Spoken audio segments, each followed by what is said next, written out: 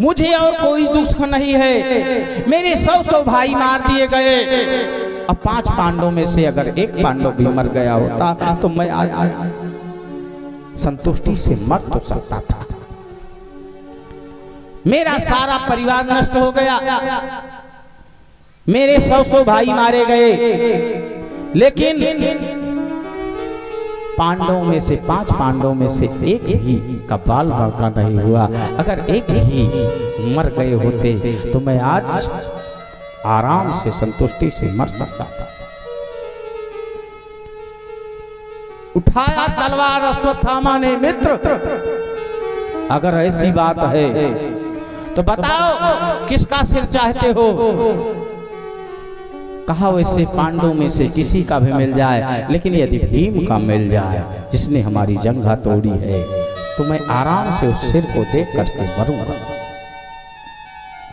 अश्वत्थामा ने वादा किया, आज रात्रि में भीम का सिर काट करके ले आऊंगा। शिविर लगा हुआ है दोनों तरफ, धर्म युद्ध है। धर्म क्षेत्रे कुरुक्षेत्रे सम्मेतायुस्सवा मां का पांडवस्यैव किं कुर्वतु संजय। धर्म का क्षेत्र है। जब युद्ध समाप्त होता है, शंख बजती है दोनों तरफ से, तो युद्ध प्रारंभ होता है। और जैसे सूर्यास्त होता है युद्ध विराम होता है, और इधर के लोग उस शिविर में जाते हैं, उधर के लोग इस शिविर में जाते हैं। धर्म युद्ध है, लेकिन धर्म की आड़ में अधर्म हो रहा है। आज यही तो कहा था भगवान कन्हैया ने, जब धृतराष्ट्र रोने लगे सारा परिवार नष्ट हो गया, दुर्योधन भी मर गया, तो धृतराष्ट्र फूट फूट करके रोने लगे। हस्तिनापुर के सिंहासन पे युधिष्ठिर को बिठाया गया।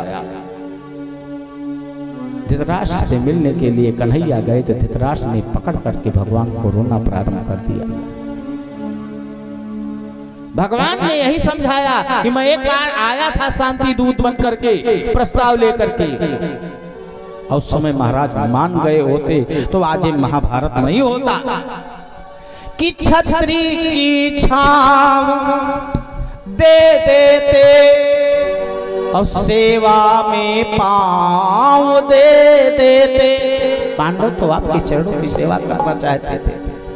गुजारा के लिए उनको 5 ही गांव दे देते, तो डूबते को जो तिनके का सहारा मिल गया होता, महाभारत नहीं होता और इशारा मिल गया होता।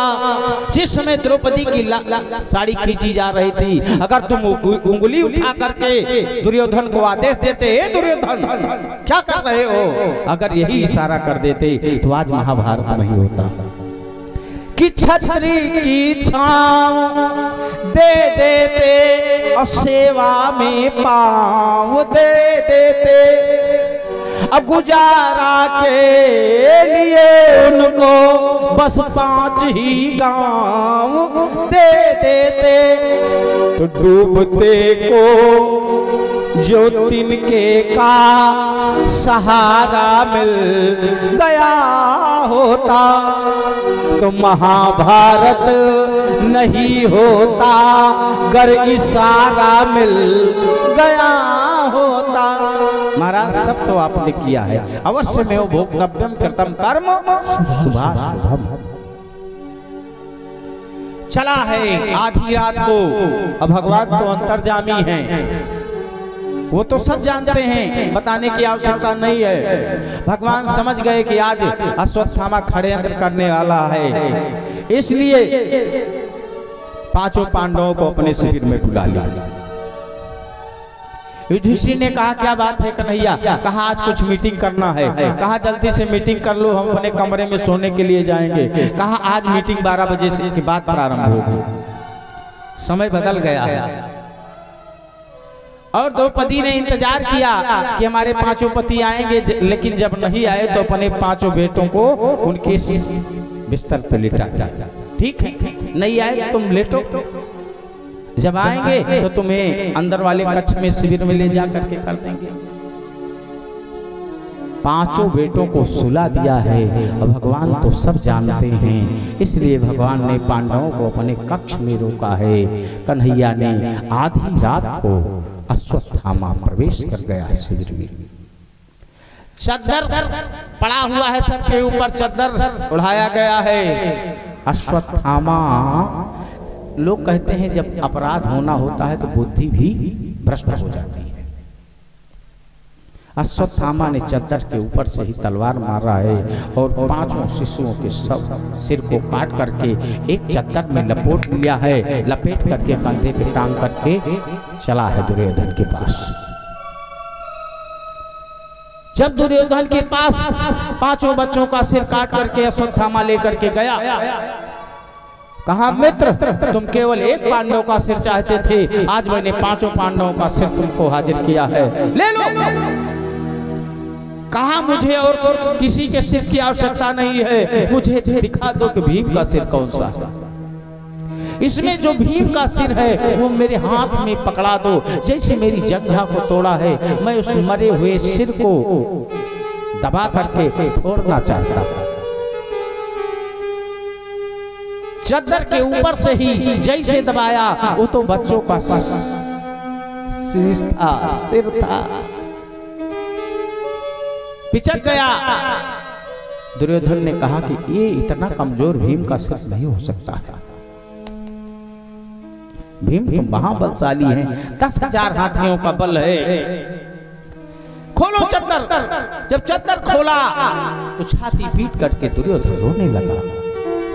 ए मूर्ख अश्वत्थामा, तूने क्या किया? इससे हमारा कोई बैर नहीं था, हमारे सारे भाई तो ऐसे मर गए, कोई इस दुनिया में नहीं है। अरे मूर्ख, तूने हमारे वंश को निर्वीज कर दिया। कौरव पांडव दो नहीं हैं, एक हैं। कम से कम हमारे दोनों में कोई वंश को चलाने वाला तो रहता। तूने पांडवों के पांचों बच्चों को मार करके हमारे कुल खानदान को निर्वीज कर दिया है। चला जा, मेरी आंखों से ओट हो जा। क्या करे, बिना विचारे जो करे सो पाछे पछताए, और काम बिगाड़े आपनो जग में होत हसान। सवेरे जैसे ही पांडव आए हैं शिविर में, द्रौपदी से पांडवों ने कहा, ए द्रौपदी, ये कौन सोए हैं? कहा हमारे पांचों बेटे हैं। कहा इनको उठाओ, 9 बज रहे हैं।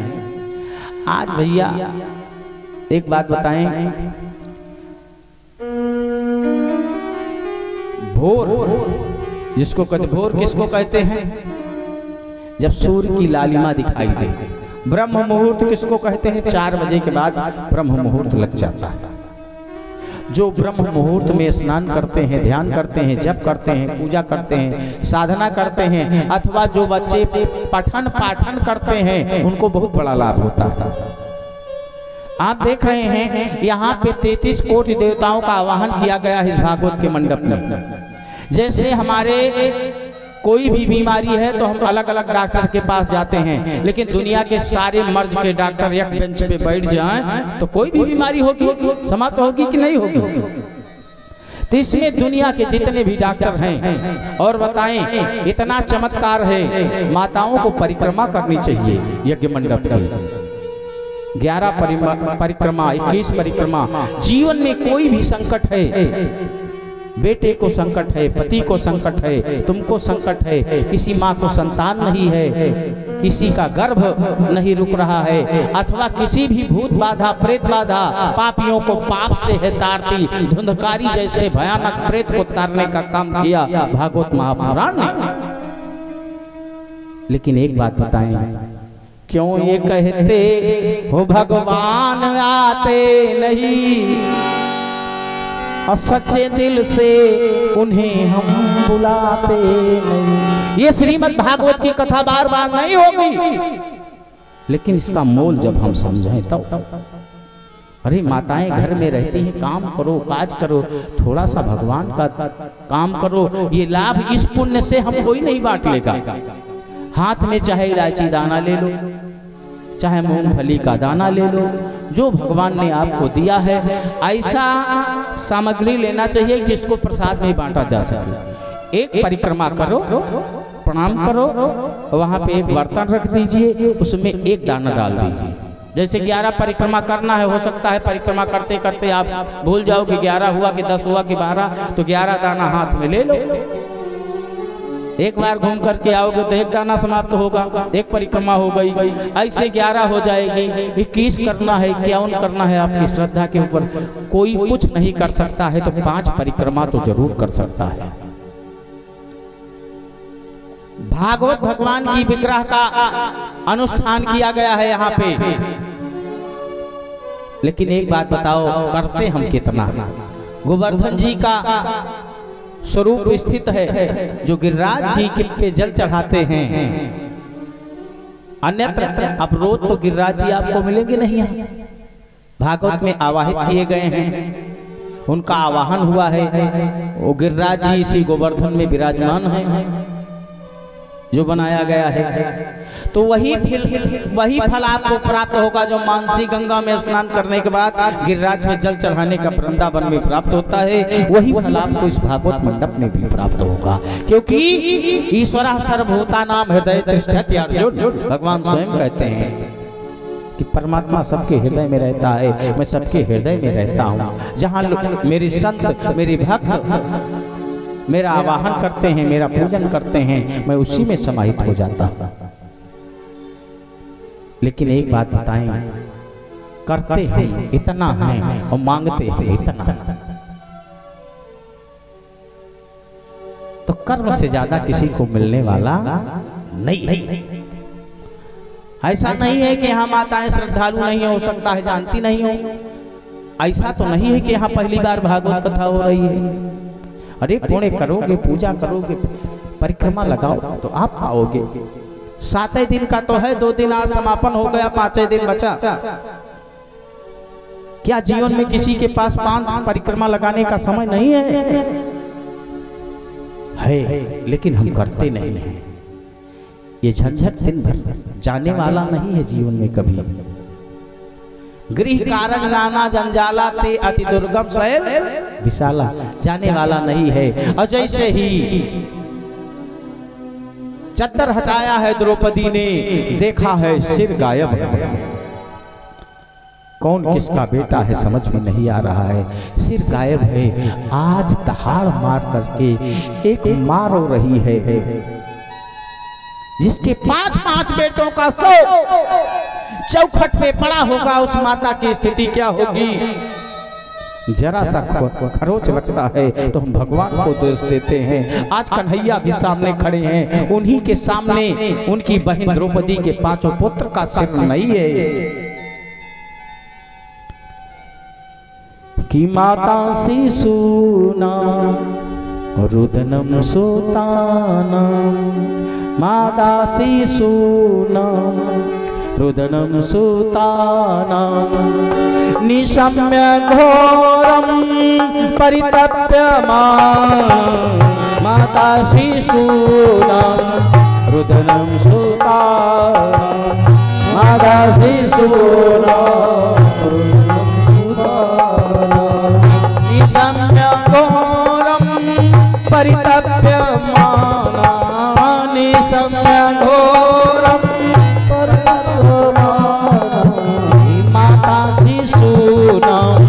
हृदयम सुताना, माता शिशूना सुताना।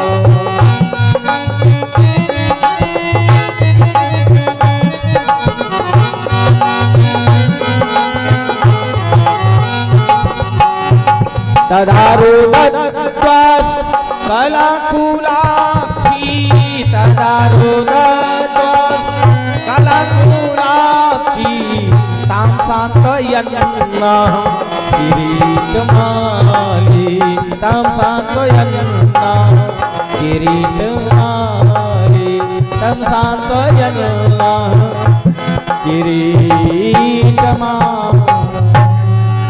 माता शिशूनां रुदनं सुतानां निशम्य घोरम परितप्यमान। आज छाती पीट करके द्रौपदी रो रही है, ये हमारे पुत्रों की दशा क्या हो गई कि अमृत के धार क्यों, अरे कैसे पियावे एक माई बिना, अब कैसे करे जवाजू रावे है भैया एक माई बिना, कैसे करे जवाजू रावे है भैया एक। आज मां दहाड़ मार करके रो रही है, जिसके 5-5 बेटों की लाश पड़ी हो। बताओ उस मां के हृदय पे क्या बीतेगी। सब चुप हैं, युधिष्ठिर, अर्जुन, भीम, नकुल, सहदेव और कन्हैया। बार बार द्रौपदी अपने पुत्रों की लाश को देखती है, उठा करके छाती से लगाती है, फिर एक बार युधिष्ठिर को देखती है, एक बार अर्जुन को देखती है, एक बार भीम को देखती है, नकुल को देखती है, सहदेव को देखती है। सब अपना सिर नीचे किए हैं, जैसे पंचाली की साड़ी खींची जा रही थी, किसी ने सिर ऊपर नहीं किया। लेकिन हृदय में क्रोध है। और जब कन्हैया की ओर देखा तो बोल पड़े कन्हैया, हे द्रौपदी, तुम्हारे पुत्रों की जिसने भी ये दशा की है वो किसी भी हालत में क्षमा करने के योग्य नहीं। अर्जुन ने गांडी उठा लिया।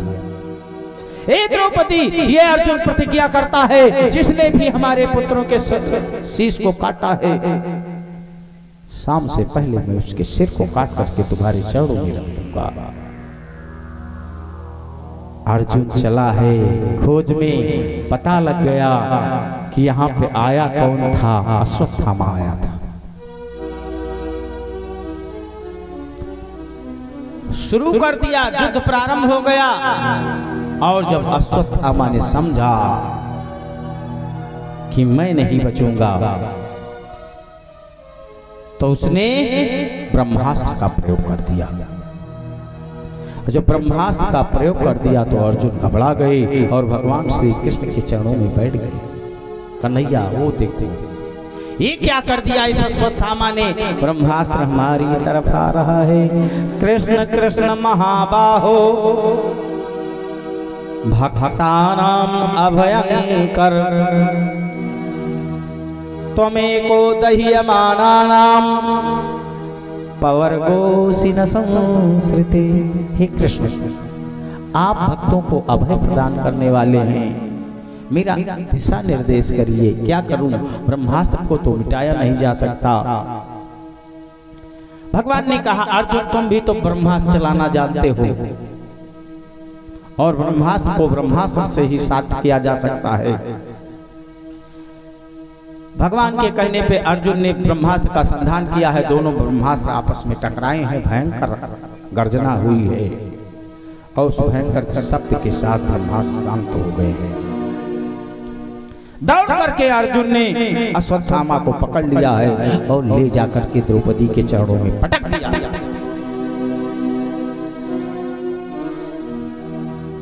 द्रौपदी, तुम्हारा अपराधी आया है, तुम्हारे बेटों का अपराधी। अब इसको जो दंड देना चाहती हो दो। द्रौपदी ने 5 मिनट तक देखा अश्वत्थामा को, उसके बाद द्रौपदी के मुंह से निकला, छोड़ दो। अर्जुन के पैर के नीचे की जमीन सरक गई। जिस अश्वत्थामा को पकड़ने के लिए मैंने इतना बड़ा ब्रह्मास्त्र चलाया, प्रयास किया, वही द्रौपदी कह रही है कि इसको छोड़ दो। अरे द्रौपदी, क्या कह रही हो? इसी दुष्ट अश्वत्थामा ने तुम्हारे 5 बेटों को मारा है, तुम कहती हो छोड़ दो। कहा एक बात बताओ आर्य, एक बात बताओ, इसको मारने से हमारे बेटे लौट आएंगे क्या? जैसे आज मैं अपने बेटों के लिए फूट फूट करके रो रही हूँ, अगर अश्वत्थामा मारा जाएगा तो मेरी गुरु माँ भी रोएंगी अपने बेटे की लाश को, अपने बेटे की लाश को लेकर के गुरु माँ भी रोएंगी। मैं नहीं चाहती कि जो कष्ट आज हमारे ऊपर पड़ा है हमारी गुरु माँ के ऊपर पड़े। ये हमारे गुरु का बेटा है। और दूसरी बात है, ब्राह्मण हो, ब्राह्मण किसी भी दशा में वध के योग्य नहीं है। ब्रह्म बंधुर्न हतव्यम आतताई बधारहण, ब्राह्मण को किसी भी स्थिति में मारना नहीं चाहिए, लेकिन आतताई को छोड़ना भी नहीं चाहिए। भगवान ने जैसे कहा तो अर्जुन ने कहा बड़ा धर्म संकट डाल दिया तुमने केशव। एक तरफ तो कह रहे हो कि ब्राह्मण को मारना नहीं चाहिए, और दूसरी तरफ कह रहे हो कि अपराधी को छोड़ना नहीं चाहिए। कहा यदि कोई इज्जतदार आदमी है और चौराहे पे उसको बेइज्जत कर दो तो समझो कि उसकी मौत हो। अजय करे इज्जत नहीं ना 10 गारी रोजे सहे, का मतलब है? लेकिन यदि कोई सम्मानित है, प्रतिष्ठित है, इज्जतदार व्यक्ति है, किसी ने दत्त कह दिया तो उसकी इज्जत चली गई, इतने उसके लिए मरने के समान हो जाता है। कहा ब्राह्मण का अपमान ही उसकी मृत्यु है। समझ गए भीमसेन, पकड़ करके अश्वत्थामा के सिर को अपने जो है पैर में दोनों दबा लिया और उसके मस्तक में मणि थी, उस मणि को निकाल लिया चाकू से। सिर मुड़वा करके अश्वत्थामा का अकाली पोत करके धक्का मार करके शिविर से निकाल दिया। एक बात बताएं, उतना गोली नहीं काम करती है जितना बोली काम करती है। सिर मुड़वा करके उसके मस्तक की मणि को निकाल करके धक्का मार करके शिविर से जब भगा दिया गया तो अब और चिढ़ गया अश्वत्थामा। और इधर जब पांडवों को राजपाट मिल गया तो भगवान ने कहा हम जाएंगे, अब मैं द्वारिकापुरी जाऊंगा। और जैसे ही द्वारिकापुरी जाने के लिए भगवान का रथ तैयार हुआ है, सामने कुंती मैया रथ के सामने आकर के खड़ी हो गई। बुआ क्या बात है, बड़ी उदास। सूरसेन जी की बिटिया है कुंती। कुंती का सही नाम है प्रथा। कुंती भोज ने कुंती को प्रथा को गोद लिया था, इसीलिए सूरसेन की बिटिया होने के कारण कृष्ण की बुआ। भगवान ने कहा बुआ क्या बात है, उदास लग रही हो? कहा कन्हैया तुम छोड़ के जा रहे हो, अभी तक हमारे पास दुख था तो भगवान हमारे साथ था, आज हमको सुख मिला है, सब कुछ मिला है, तो वो मेरे पास नहीं है। यही गड़बड़ी हमारे जीवन में है। सुख दुख मां सुमिरन सब कर रहे और सुख मां करे न कोई। जो सुख मां सुमिरन करे तो दुख काहे का हो। रोने लगी कुंती मैया, कन्हैया जब हमारे पास दुख था, हमारे बेटे बन बन पर घूम रहे थे, लाक्षागृह से तुमने बचाया, युद्ध में हमारे बेटे आज न जीवित होते, लेकिन इनको राजपाट दिलाने का काम तुमने किया है कन्हैया। जब जब संकट पड़ा है, मेरी पुत्र वधू की लाज जा रही तो बताने का काम तुमने किया है कन्हैया। आज मुझे सब कुछ मिल गया तो आज आप छोड़ करके जा रहे हो। भगवान ने कहा बुआ जाना तो पड़ेगा। तो कहा तू भगवान है, अब भगवान है तो मैंने सुना कि भगवान से जो कोई वस्तु मांगता है वो भगवान देता है, तो आज मुझे भी दे दो। भगवान ने कहा बुआ अब क्या कमी रह गई तुम्हारे पास? तुम्हारे पांचों पुत्रों को राजपाट मिल गया है, धन संपत्ति मिल गई है, हस्तिनापुर के राजा हो गए हैं, चक्रवर्ती सम्राट हैं, धन दौलत की कमी नहीं है, राजपाट मिले हैं, अब क्या कमी है? कहा ए कन्हैया पहले वचन दो कि मैं जो मांगूंगी वो दोगे। कन्हैया ने कहा एवं मस्त बुआ, जो मांगूंगी वही दूंगा, कहा मुझे विपत्ति दे दो। भगवान रोने लगे, भगवान की आंखों में आंसू आए। कहा मैया मेरे खजाने में दुख है और मेरे खजाने में सुख भी।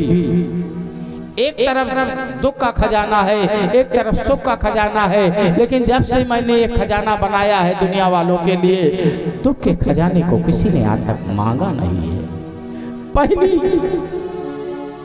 पहली हो बुआ, तुमने जो दुख मांगा है, सब तो सुख चाहते हैं, दुख कोई इस दुनिया में नहीं चाहता। लेकिन मेरी समझ में नहीं आ रहा है बुआ, तुमने विपत्ति क्यों मांगा, दुख क्यों मांगा? कहा इसलिए मांगा है केशव कि दुख में भगवान याद आता है, दुख में भगवान याद आता है, और जब व्यक्ति के पास सुख हो जाता है तो परमात्मा को भूल जाता है। जबकि जो सुख उसके जीवन में है, जो वैभव उसके जीवन में है, दिया तो उसी ने है, जिसने हमको इतने बड़े पद प्रतिष्ठा पे बैठाया है, हम उसी को भूल बैठे हैं, हम उसी को भूल बैठे हैं। इसलिए मेरे जीवन में दुख रहेगा, मेरे जीवन में विपत्ति रहेगी, तो कन्हैया तू याद रहेगा। जैसे कहा विपत्ति दे दो, पीछे से ब्रह्म शर्मा गया था, अश्वत्थामा ने ब्रह्मास्त्र चला दिया। उत्तरा के गर्भ में अभी एक बालक पल रहा है, अभिमन्यु की पत्नी उत्तरा के गर्भ में। कहा अगर यह बालक नहीं पैदा हुआ तो पांडवों का वंश नहीं चलेगा, क्योंकि 5 पुत्रों को तो हमने मार दिया, इसलिए पांडव के वंश कुल खानदान को समूल में नष्ट कर देना चाहता हूँ। उधर ब्रह्मास्त्र चला तो जो गर्भ में बालक पड़ रहा था उसकी ओर बढ़ा, जलन होने लगी, शरीर लगता है गर्भाशय जल जाएगा उत्तरा का, और उत्तरा रोती हुई दौड़ती हुई भगवान के श्री चरणों में आकर के गिर पड़ी। हे मोहन, हे ठाकुर, हे केशव, हे कन्हैया, रक्षा करो, पाहि माम पाहि माम पाहि माम, पाहि पाहि महायोगिन देव देव जगतपते परस्परम। ये जो अस्त्र है ये मेरे गर्भ को जला रहा है। हे मोहन, हे केशव, पाहि पाहि, मैं आपकी शरण में हूँ, हमारी रक्षा करो। आप तो दीन बंधु हैं, भक्त वत्सल हैं, मेरी रक्षा करो। भगवान ने अंगुष्ठ मात्र का स्वरूप बना करके सुदर्शन चक्र लेकर के उस गर्भगृह की रक्षा किया। जो ब्रह्मास्त्र का वार कभी खाली नहीं जाता, आया और भगवान को प्रणाम करके प्रदक्षिणा करके ब्रह्मास्त्र वापस लौट गया। ब्रह्मास्त्र वापस लौट गया और भगवान ने गर्भ में रक्षा की है। इसलिए जब वो गर्भ से बाहर आया तो उस प्रतीक्षा कर रहा है कि जो गर्भ में मुरली वाला, टेढ़ी टांग वाला सुदर्शन चक्र लेकर के मुझे दिखाई पड़ रहा था माँ के गर्भ में, वो कहाँ गया? उस परमात्मा के गर्भ, उस परीक्षित के गर्भ से आने के बाद भगवान की प्रतीक्षा हो रही है परीक्षित को, इसलिए उनका नाम प्रतीक्षा के कारण परीक्षित ही पड़ा है। बोलिए भागवत भगवान की जय। भगवान फिर तैयार हुए, और जो तैयार हुए तो भगवान को एक भक्त की याद आ गई। अभी कुरुक्षेत्र के मैदान में बाणों की सैया पे मेरा एक भक्त लेटा हुआ है, और भीष्म पितामह को विश्वास है कि कन्हैया जब द्वारिका जाने लगेंगे तो जरूर हमारे पास आएंगे। भगवान ने पांडवों को साथ में लिया, कुंती द्रौपदी को साथ में लिया, और वहां पे पहुंचे जहां पे भीष्म पितामह सरसैया पे लेटे हुए हैं। पितामह ने देखा पांडवों के साथ भगवान आए हैं। कुछ देर तक तो पितामह चुप रहे, युधिष्ठिर ने चरणों में प्रणाम किया है, अर्जुन भीम नकुल सहदेव ने प्रणाम किया है, कुंती मैया ने हाथ जोड़ा और पितामह के सिर के पास आकर के खड़ी हुई। तब जाकर के भीष्म पितामह बोले, कुंती आज मैं बड़ा प्रसन्न हूं। कुंती ने कहा, मेरे हृदय में बड़ा कष्ट है। मेरे ही पुत्र ने आपके शरीर को छलनी किया है पितामह, तभी तो आज आप बाणों की सैया पे पड़े हुए हैं। आंखों में आंसू आए हैं पितामह के। कहा, हे कुंती, मैंने बाण तो अपने आप सहे हैं, एक बाण तो हमने अपने आप सहे हैं, वरना अर्जुन की क्या मजाल थी कि वो हमारे शरीर पे बाण मार देता। मुझे तो इच्छा में तो का वरदान था। और धन्य हो हे ठाकुर जी, हे केशव, ये सारी लीला कुंती, ये जो तुम्हारे साथ में खड़े हुए हैं चक्रधारी, इन्हीं की लीला है। लेकिन आज मैं कन्हैया आपके श्री चरणों में बार-बार प्रणाम करता हूं। मेरे प्रयाण का समय हो रहा है, उत्तरायण आ चुका है, मैं अभी संसार को छोड़ करके जाना चाहता हूं। भगवान ने कहा, एक बात बताएं, भारत का एक पक्षी था जिसका नाम जटायु, जिसने स्त्री की लाज बचाने के लिए अपने पंख कटवा दिए। लेकिन भीष्म पितामह उसी दरबार में थे, उसी सभा में थे। कन्हैया ने कहा, पितामह आप भी उसी सभा में बैठे थे जिस समय द्रौपदी की साड़ी खींची जा रही थी। कोई सहायक नहीं हुआ, सबने। अब भारत का एक पक्षी गीत, दूसरा पक्ष देखिए, जिसने एक अबला नारी की रक्षा के लिए अपने पंख कटवा दिया। किसी करोवत देखी आकाश मां, आँखी के आगे न पाप सहौले, और रावण गीत मका समता, बर चोचे पंजन तेलरी गईले।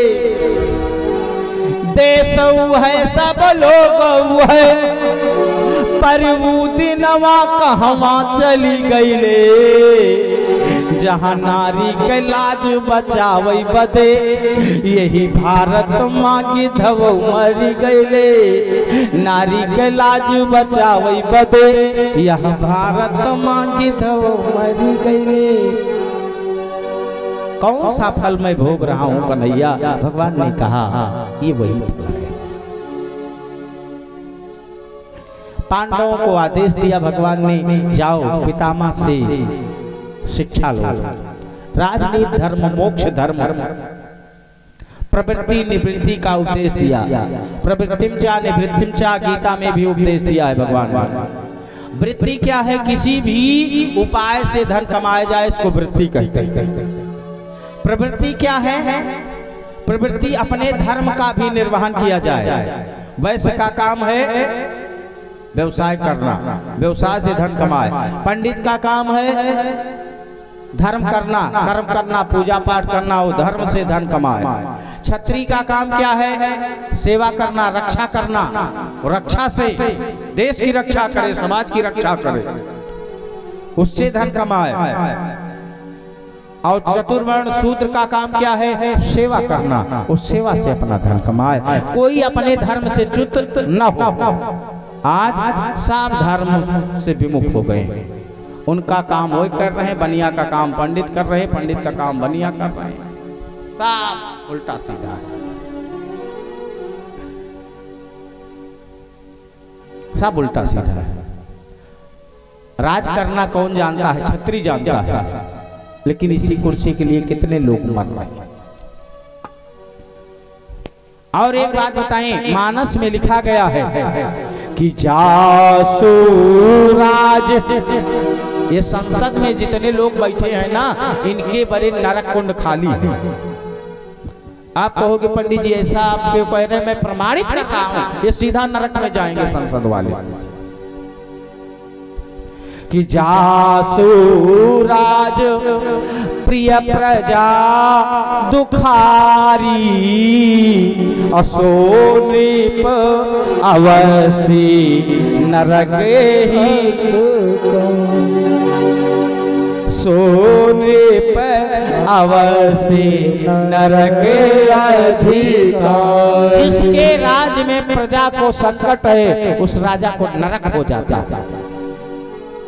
वो संसद है जहां सज्जन भी बेईमान बन जाए, वो संसद है जहां सज्जन भी बेईमान बन जाए। बचे कुर्सी भले भारत में पाकिस्तान बन जाए। मेरा पैगाम आए यारों बता देना जमाने से कि यहाँ पर बैठकर शैतान भी इंसान बन जाए, यहाँ पर बैठकर शैतान भी इंसान बन जाए। एक बार सत्संग में आओ तो निवृत्ति क्या है? जो सब कुछ छोड़ करके माया मोह छोड़ करके भगवान का ध्यान किया जाए, वही है निवृत्ति। उपदेश दिया है भगवान को, प्रणाम किया है भीष्म पितामह ने और कहा हे कन्हैया एक उपकार तुमने किया। भगवान ने कहा बाबा हमने कौन सा उपकार किया? कहा मेरे लिए अपनी प्रतिज्ञा को तोड़ दिया। तुमने अर्जुन से कहा था कि मैं कुरुक्षेत्र के मैदान में शस्त्र ग्रहण नहीं करूंगा, कि हम तो हाँ कब अर्जुन रथवा। लेकिन मैंने भी प्रतिज्ञा किया था, भगवान ने भी प्रतिज्ञा किया था कि मैं शस्त्र नहीं उठाऊंगा लेकिन अर्जुन का साथ नहीं छोड़ूंगा, कि हम तो हाँ कब अर्जुन रथवा और सथवा छोड़ बैना तोहार। हम तो हाँ कब अर्जुन रथवा सथवा छोड़ बैना तोहार। तो हाँ कब अर्जुन रथवा सथवा छोड़ बैना तोहार। इस सथवा छोड़ बैना तोहार, सथवा छोड़ बैना तोहार, सथवा छोड़ बैना तोहार, सथवा छोड़ बैना तोहार। हम तो हाँ कब अर्जुन रथवा सथवा छोड़ बैना तोहार। हम तो हाँ कब अर्जुन रथवा सथवा छोड़ बैना तोहार।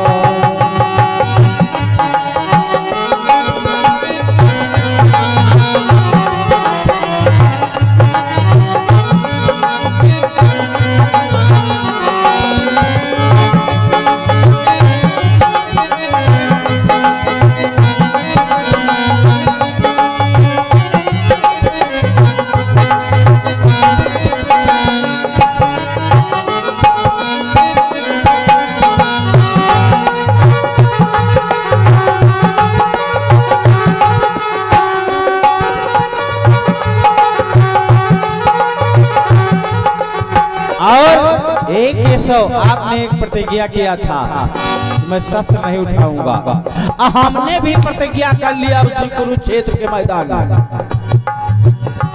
भीष्म पितामह ने क्या प्रतिज्ञा किया था कि आपको हम इस मैदान में बिना हथियार उठाए छोड़ेंगे नहीं। ये मेरी प्रतिज्ञा, भगवान की प्रतिज्ञा थी कि कुरुक्षेत्र के मैदान में मैं शस्त्र ग्रहण नहीं करूंगा, कि अस्त्र कहबना अर्जुन रणमा कीना है प्रण भारी।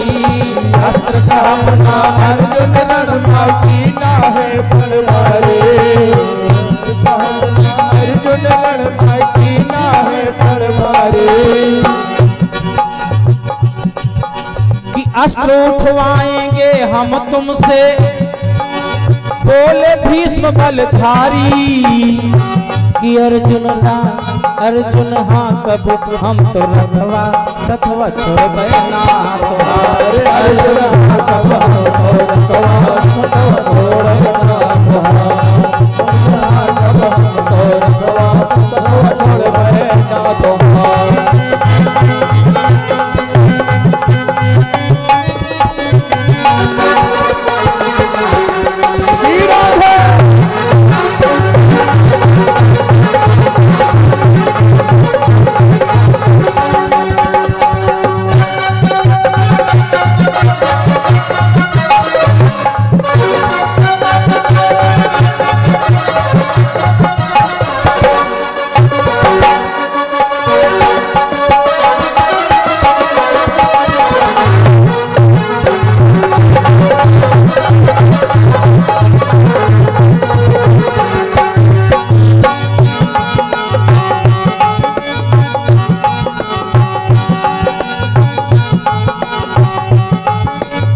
बोली भागवत भगवान की।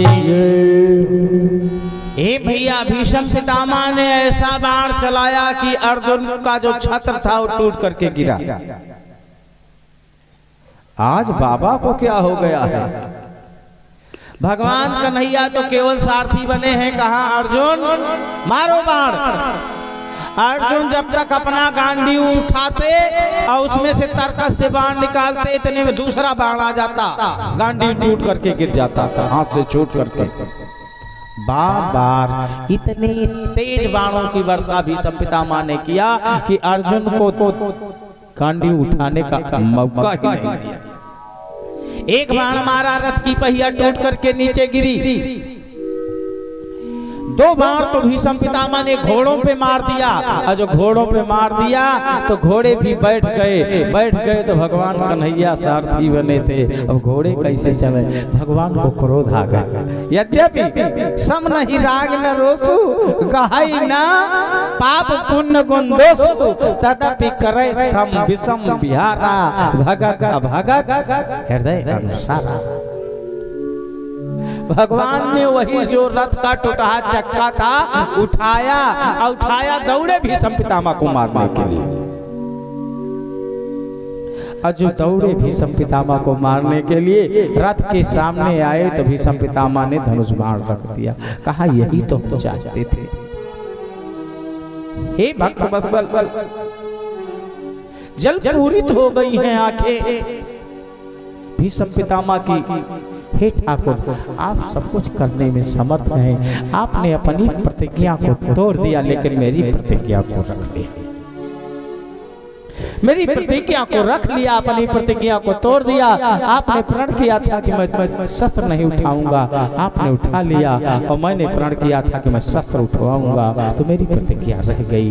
हे कृष्ण, बड़े उपकार हैं आपके। अब मैं इस संसार सागर से जाना चाहता हूँ। एक निवेदन और है कन्हैया। भगवान ने कहा बाबा बताओ। कहा मेरी एक पुत्री है। भगवान ने कहा आपने शादी कब किया, विवाह कब हुआ? आप तो ब्रह्मचारी हो बाबा। कहा यही मेरी बुद्धि ही हमारी पुत्री है। मैं मरते समय अपनी बुद्धि को भगवान के श्री चरणों में समर्पित करना चाहता हूँ। इसका मेरी बुद्धि का विवाह कन्हैया आप अपने साथ में रख लो, कर लो।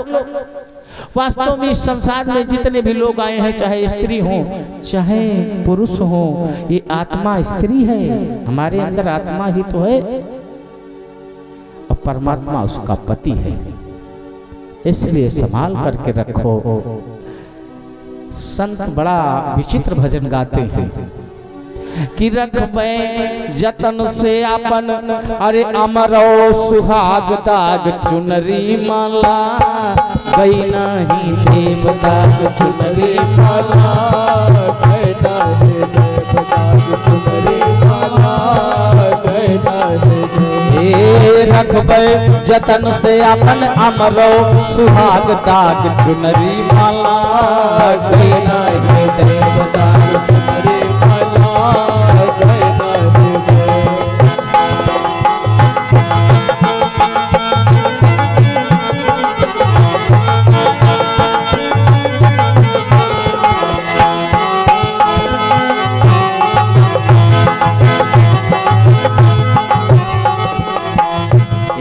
चौरासी के बाद मिली है चुनरिया, 84 के बाद मिली है चुनरिया, 84 के बाद मिली है चुनरिया। अरे मिली है चुनरिया भैया, मिली है चुनरिया, चुनरिया भैया मिली है चुनरिया। 84 के बाद मिली चुनरिया, 84 के बाद मिली चुनरिया। रखबे जतन से अपन अमरो सुहाग दाग चुनरी माला, नहीं देवता चुनरी माला,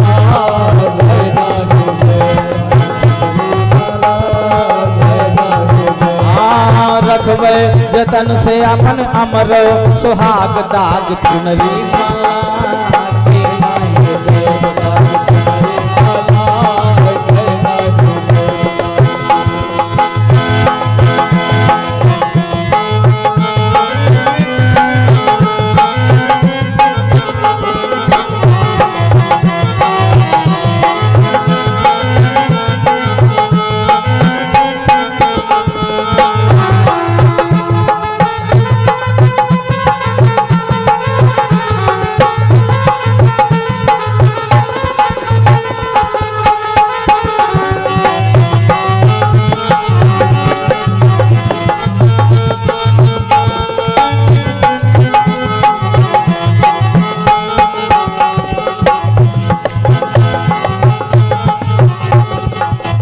बोलिए भागवत भगवान की, श्री सच्चिदानंद भगवान की जय। पितामह ने कहा, कन्हैया उत्तरायण काल आ गया है, देखिए 9 द्वारे पूरे देही, इस शरीर में 9 द्वार है। अब 9 द्वार आप जाने कौन से हैं? 2। कभी कभी जीव का जब प्राण निकलता है तो आंख ऐसी गट्टा जैसी खुली रहती है, कभी कभी कान से भी स्राव हो जाता है जल का, तो समझ लीजिए कि कान से प्राण निकले। कभी कभी मुंह ऐसे खुला रह जाता है तो मुंह से प्राण निकले हैं। 2 2 4 1 5, 1 नाभि, 6 और नेत्र, नाक, 7 और 2 द्वार जो अधो द्वार है। अगर दादा और माई को चरपैया पे टट्टी पेशाब हो गया है तो समझ लीजिए कि इनको नरक हुआ है। इसलिए उनके लिए श्राद्ध, तर्पण, त्रिपिंडी, भागवत, उनके उद्धार के लिए कुछ न कुछ करना चाहिए। और जिनके प्राण ऊपर के 7 द्वार से निकलते हैं उनके लिए आपको गरुड़ पुराण कराने की जरूरत नहीं है। लोगों का देखी देखा पुण्य, देखी देखा गरुड़ पुराण उसके यहाँ पाठ होता है जो पापी है। गरुड़ पुराण में जिस तरह लिखा है उस तरह सुना दिया जाए ना तो लोग कहेंगे कि पंडित जी क्या बता रहे हैं। उसमें लिखा है कि उस जीव को अंगुष्ठ मात्र का जीव है, जमराज के दूध गरम गरम बालू पे घसीटते हुए बांध करके ले जाते हैं। और जब लोग पहुंचते पहुंचते उसकी सारी चमड़ी कट जाती है। अब देखो सुनो क्या लिखा है गरुड़ पुराण। सारी चमड़ी कट जाती है, केवल मांस सी दिखाई देती है और 2 कुआं बना हुआ है जिसमें सैकड़ों जहरीले हजारों कीड़े ऐसे बुझ कर और उसी में उस व्यक्ति को डाल दिया जाता है। उसके चमड़े जो है छिल गए हैं, उसकी मांस को कीड़े नोच खाते हैं। अरे रम हो जाए नरक को। इतना विवेचन किया गया है, इतनी बड़ी 28 नरक का वर्णन भागवत में भी किया गया है। रौरव नरक उसको कहते हैं जिसमें कीड़े नोच करके खाते हैं। उत्तरकांड में तुलसी बाबा ने लिखा कि जो दूसरे की बुराई करते हैं उनका रौरव नरक हो जात है, और जो गुरु को निंदा करत होगा तो बिल्कुल हो जाए कि गुरु के निंदा जे जड़ करही और रो घोर नरक पर। जीवन में गुरु बनाने के पहले उनका परीक्षण कर लो, लेकिन गुरु बनाने के बाद एक गुरु में निंदा आप देख रहे हैं, निंदा कर रहे हैं तो आपको रो नरक हो जाएगा और गुरु को भी नरक हो जाएगा। किस गुरु को? जो अपने शिष्य से, अपने यजमान से केवल धन के लिए संबंध रखता है, उसको भी नरक हो जाएगा। कि हरे शिष्य धन शोक न हरई, असो गुरु घोर नरक महु परई। अब गुरु चेला का का हो राम जाने, बड़ी बड़ी भागवत हो रही है। कितना चाहिए इतना लेंगे, सौदा हो रहा है कि नहीं हो रहा है। हम कथा करने के लिए हम अपने आचार्य जी के यहाँ आए हैं, बस केवल व्यवस्था की बात हुई है कि हरई शिष्य धन शोक न हरई, सो गुरु घोर नरक महु परई। हरई शिष्य धन शोक न हरई, सो गुरु घोर नरक महु परई।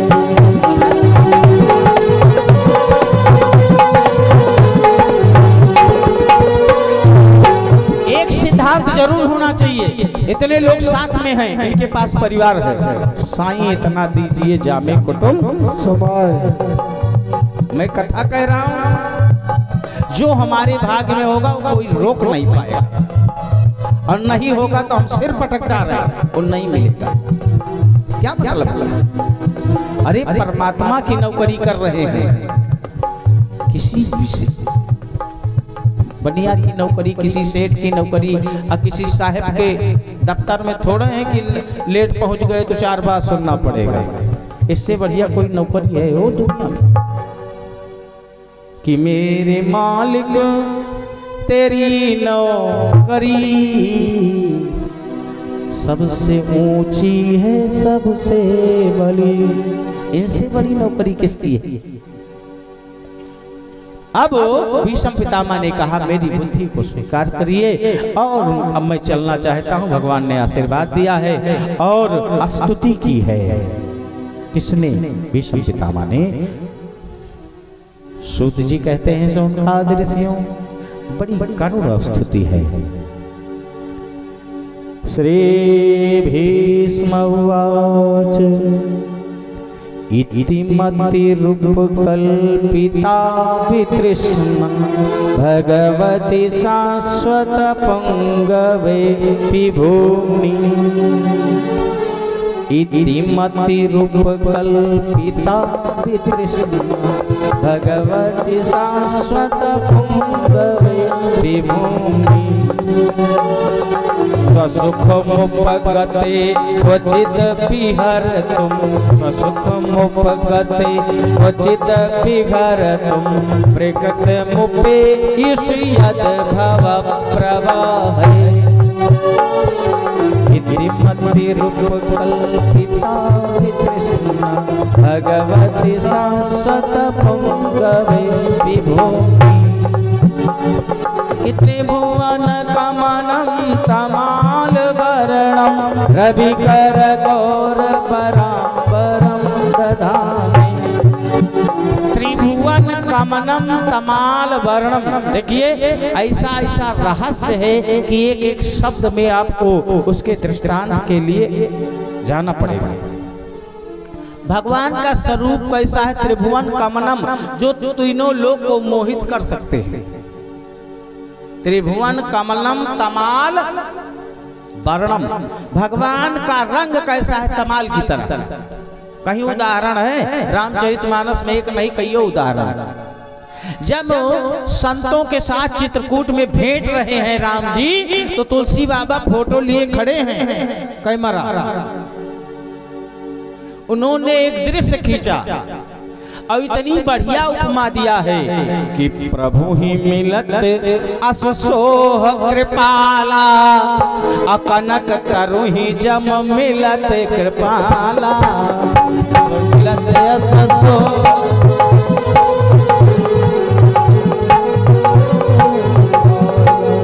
प्रभु ही मिलत यस सोह कृपाला। प्रभु ही मिलत यस सोह कृपाला। प्रभु ही मिलत यस सोह कृपाला। कनक तरु ही जिमि भेंटि तमाला। कनक तरु ही जिमि भेंटि तमाला। भेंटि तमाला।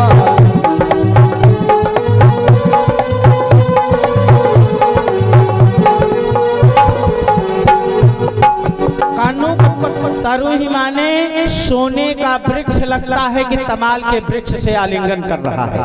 जब राम संतों से आलिंगन कर रहे हैं, ऐसा उदाहरण तुलसी बाबा ने दिया। क्योंकि संत हैं गोरे, तो उनको सोने वृक्ष का उदाहरण दिया।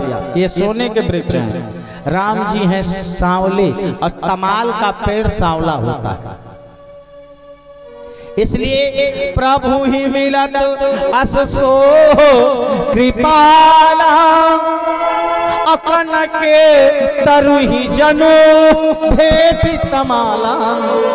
भगवान के शरीर का रंग सांवला है, और जमुना जल से भी उपमा दी गई है। आप दशम स्कंद में सुनेंगे भगवान जब गोपियों के साथ रास करते हैं तो भगवान के शरीर की तुलना जमुना के जल से की गई है। और रामचरितमानस में तुलसी बाबा ने लिखा है, उतरी नहाए जमुन जल जो शरीर समश्याम। भगवान के शरीर का रंग श्यामल है और जमुना जी सांवली तो वही है। त्रिभुवन गमनम तमाल वर्णम रवि कर कौर बराम्बरम दधाने बपुरल ककुला वृतान नाजम विजय सखे रतिरस्तु में नवद्या।